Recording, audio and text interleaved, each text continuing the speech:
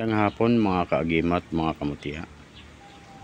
Heto na naman po ako, si Pepeng Agimat TV, para pag-usapan natin ang tungkol dito sa kung tawagin ay mutya ng batong pula.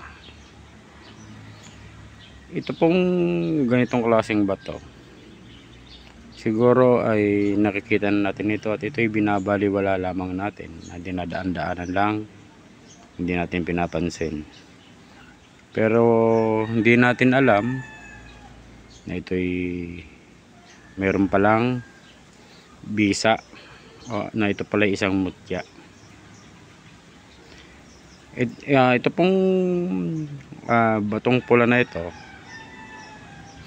po'y nagtataglay ng kapangyarihan sa swerte.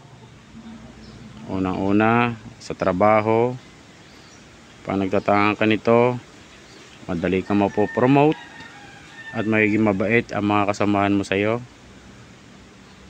Ito po'y napakainam gamitin sa negosyo dahil ito po'y sadyang pampaswerteng bato. Madaling lalago ang negosyo mo kapag meron ka nitong tangan, o kung meron ka nito, ilalagay mo lang sa may perahan dahil ito po'y umaakit ng swerte sa nagtatangan nito. Ito po'y money magnet din, na kumbaga parang napakagaan ng pasok ng pera pag ikaw ay nagninegosyo. Ito rin po ay nagtatanggal ng mga bad energy sa paligid, kaya po maganda itong itangan.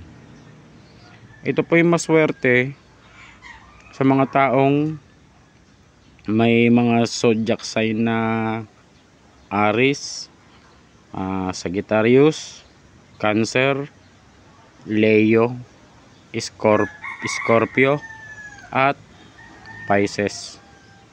Yung mga merong zodiac na ganon, kayo po ay napakaswerteng magtangan ng batong ito. Kaya po kung kayo po ay may zodiac sign na nandun sa mga sinabi ko, kailangan magtangan kayo ng ganito dahil ito po ay napakaswerte para sa inyo. Sana po may natutunan kayo sa aking ibinahagi ngayon.